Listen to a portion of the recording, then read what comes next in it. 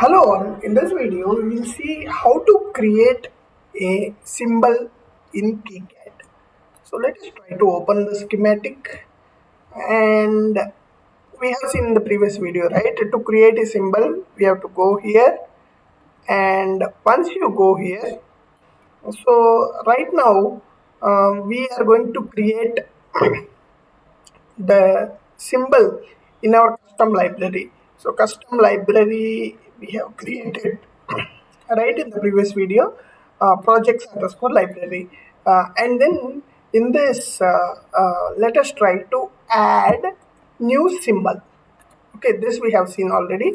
So in the new symbol, now what we do is we are going to have we are going to basically create 7805. Okay, 7805 symbol. So we have opened the 7805 symbol, and you can see here we'll name this symbol name as LM7805. Okay, for now we will not derive from the existing symbol. Okay, because we are creating it the first time, right? Reference will be u, and we'll keep as is as mentioned, and by default it gives a reference for this as u, which is okay for the regulators. 7805 is a fixed regulator, linear regulator basically. So let us try to add the symbol. Okay, click on rectangle here and click on one part, and try to, don't click, you can, once you click it automatically generates the rectangle, and wherever you want you stop it. Okay, so now and then press escape. So this is how you have a rectangle. Okay, now you can extend whichever way you want. Now for this, U is the reference, so place it at an appropriate position. So this, actually we are having a grid of 1.27 mm for now. We will try to continue with that. Okay, now when we go back to the data sheet, we are creating TO220 package for now. Okay, TO220, if you see here, it has three pins: first pin input, second pin ground, third pin output. So let us add a pin here. Okay, when we click on pin, this window opens up, which basically is a pin properties. So the pin name is input, right? And pin number is 1, as we have seen here. You can see input pin 1. Okay, and then it will be an input, and we'll be keeping the parameters as is. If you want, you can reduce the pin length based on your requirement, text size, and number size as well. We can reduce, and then if you want, you can create alternate pin definitions. For now we don't have a need for it. And once the pin is added, click on visible and press OK, and we will be adding the pin here. Okay, so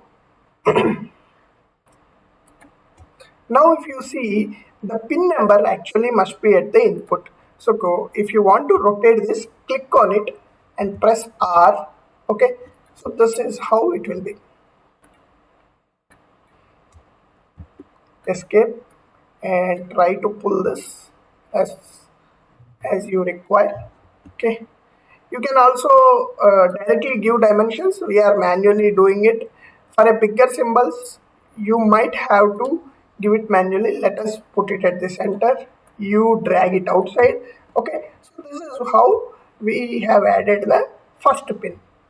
Okay, and the pin name should be outside. It should be this way. Okay, so this is the pin name, this is the pin number, and input is the attribute of this.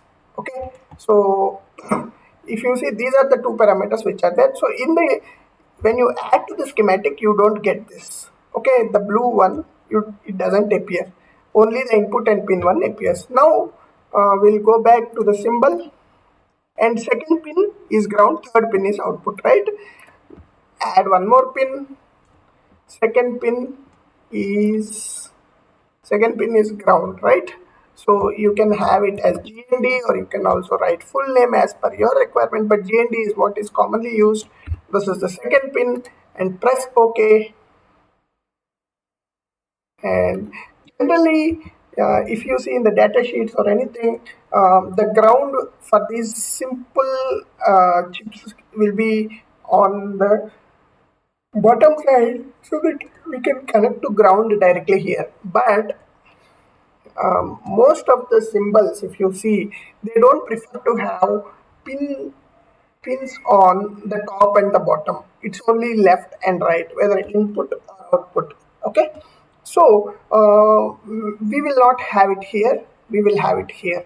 So what we mean is, basically, if we go down, you can see here the input is this side, output is this side, and ground is here, which is very convenient way of doing. But for simple symbols it is okay. Larger symbols, if there are multiple grounds, the symbol expands on left and right, and visually it doesn't look good.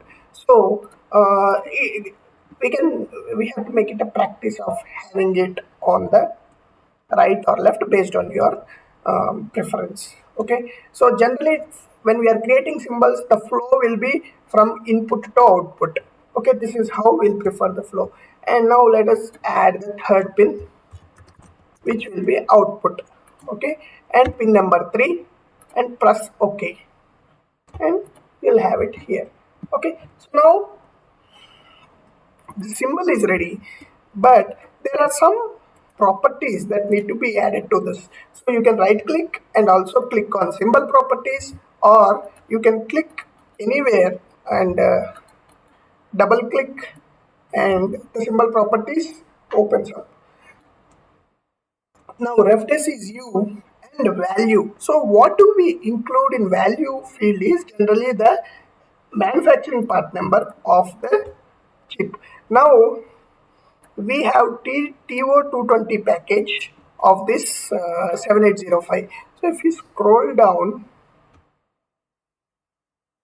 at the end generally we'll have the part numbers that will be mentioned. So if you see the TO220 7805, okay, you can see here TO220 7805 CT. But if you see, it is NRND, that means not recommended for new designs. So you cannot use this.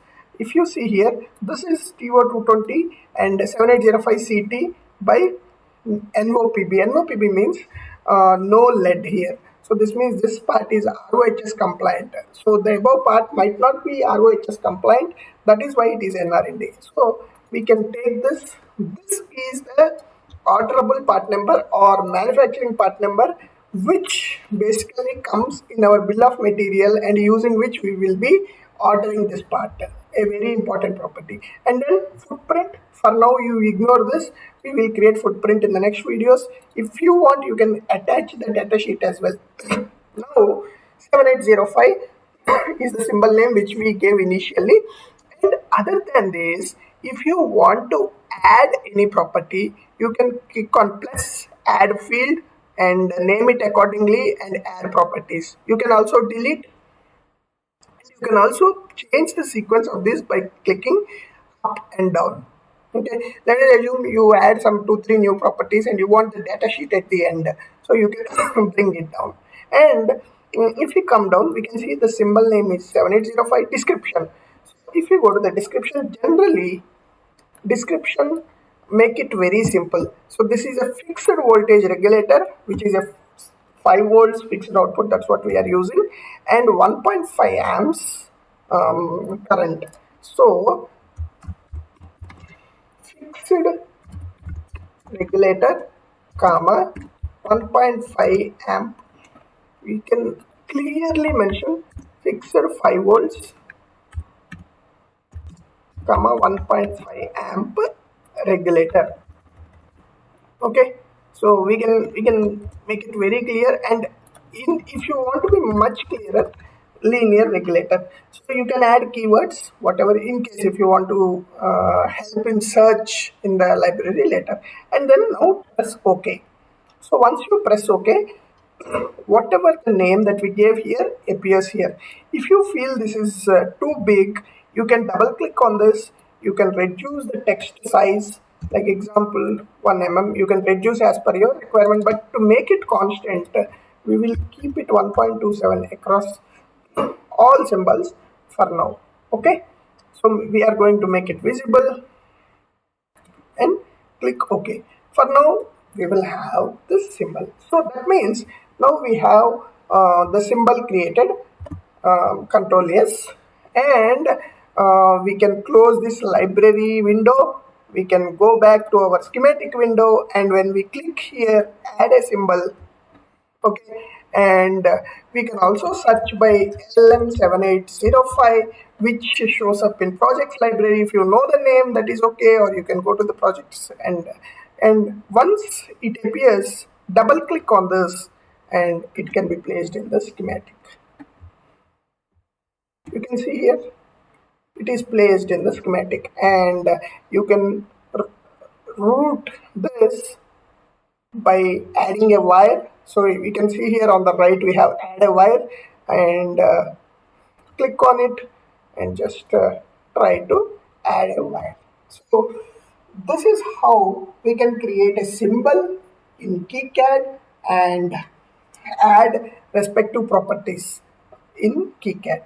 Okay, so hope we gave a glimpse of the creation. Please post if you have any questions. Thank you.